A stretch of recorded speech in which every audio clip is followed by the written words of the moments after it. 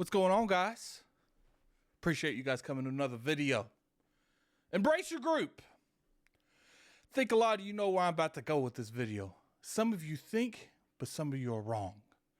You know, I've made multiple videos on this channel talking about acquisitions and talking about owning IPs and talking about Microsoft going after timed exclusives. This is going to be one of the first ones that I take a little bit different swing to it. Today we're going to be talking about Embrace Your Group. They have been laying off a lot of people. They have been shutting down a lot of studios such as the St. Rose team.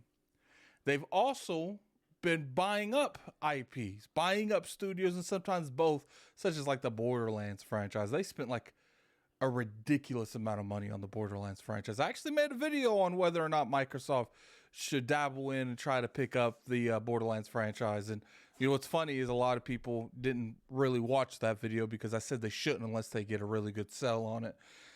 The question is, what is going on over there? I personally felt like everything from Embrace Your Group seemed like more of a cash grab where they were just like remaking IPs without really putting a lot of money into it. And that's why they were resulting in what happened. You know, Dead Island 2 is one of the exceptions that I do feel like a decent amount of money went into and you saw a good product. And hence that there was a lot of sales that came to that product. So where am I going with this video, may you ask? There's a lot of things that I think Microsoft can do to kind of bail out, you know, Embrace Your Group in this particular point. Embrace Your Group owns a lot of IPs. So let's talk about the first one. Talented IPs. Now, as far as building stuff, I do think that in general, the movie industry is going more and more into building more games in the industry and building movies in the industry. We've seen it with Marvel, Gran Turismo. There is so much stuff going on that I feel like they can improve on. And if they snatch it, even if they can't make money off the video game aspect, because at the end of the day, you need developers to make the video games. And if they don't have that, then I think they can also, you know, license that out for movies. Let's go over all of the games that they own.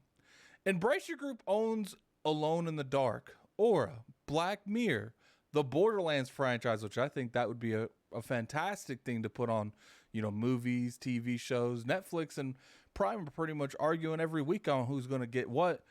Captain, Codename Pizarras, Crystal Key, Darksiders, another franchise I think would work very good.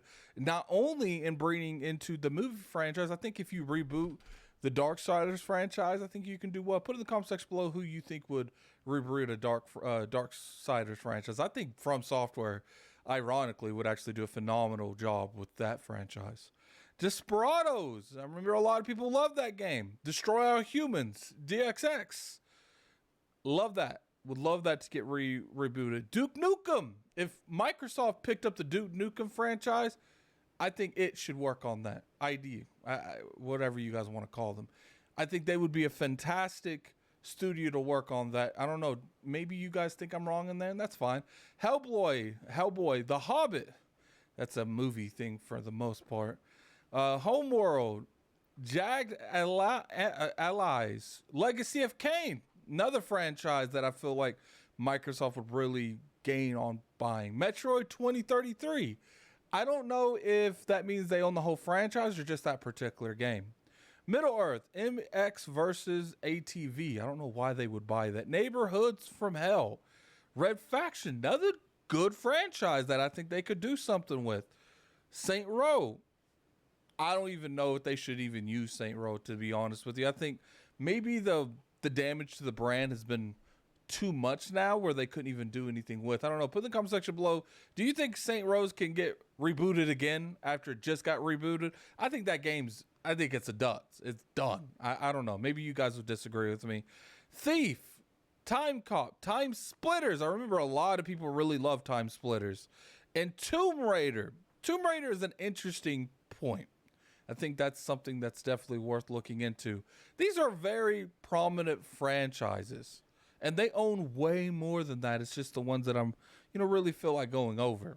You know, the thing that, you know, I'm looking at this is, You know, they got studios, prominent talent with studios that they decided to pick up a studio or two to work on some of these games. That's cool. I think they need a little bit of a restructuring because Xbox and Microsoft have clearly been going after studios that already have a foundation where they don't have to do a whole lot of checks and balances. Now, clearly, they just, you know, restructured some things in ZeniMax. They restructured some things at Xbox to help with the, you know, quality of demand and make sure the, you know, the quality is not necessarily quantity. You know, we want more quality. So clearly, I think there would have to be some restructuring because Matt Booty has too much on him. He couldn't take any of these studios. Maybe, you know, have someone that looks over random publishers that they buy. Not publishers, but developers. You know, Crystal Dynamics, I think, would be a good studio. There's a lot of stuff that's going over there that Embracer Group owns. Just, you know, Gearbox in general. I know a lot of people maybe ain't the biggest fans of the Borderlands franchise, but I disagree. I think it still has a lot of juice in its tank. I think it can actually do some good stuff. Now, that doesn't necessarily mean that, you know, Microsoft should buy them. I'm just saying that that is a prominent studio over there. Not for what they seem to want for it.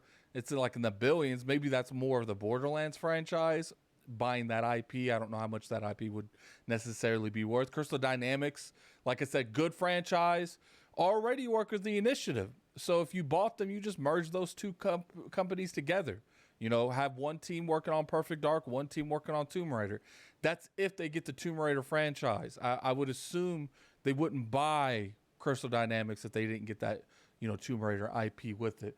And there's another aspect that I think besides, you know, getting the talent that Embracer Group has and the IPs, I think, you know, Microsoft shows up there. It's like, look, you clearly need a lifeline.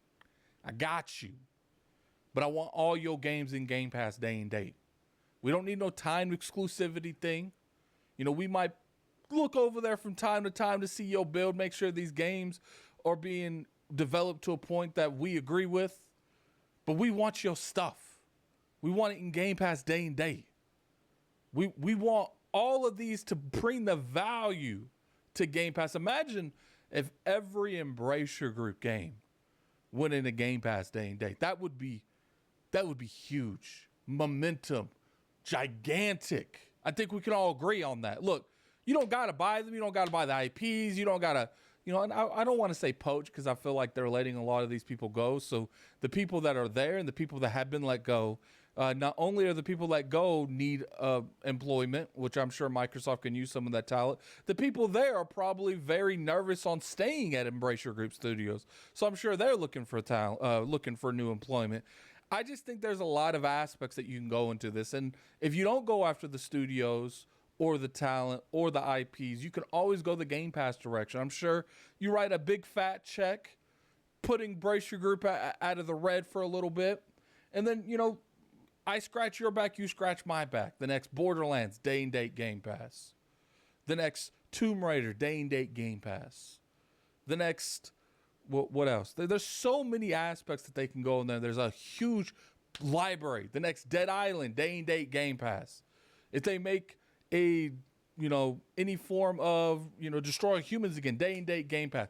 And you know what? If you want to go above and beyond this, you know, if I'm writing you this check, I want the stuff that you currently have. That's already ran its course. I want that in Game Pass too. I think Microsoft could really captivate off this. What do you guys think? You think I'm just crazy? You know, I personally feel like there is something to gain here for Xbox, but that's just my opinion. Put in the comment section below what you guys feel. Very curious to hear you guys' opinion. If you enjoyed this video, definitely like the video. It's always appreciated. You can always subscribe to the channel for weekly content. And I hope you guys have a good afternoon. Gaming Addict out. Man, if they bought Embracer Group, well, I know they'd never do that. But if they bought it, it would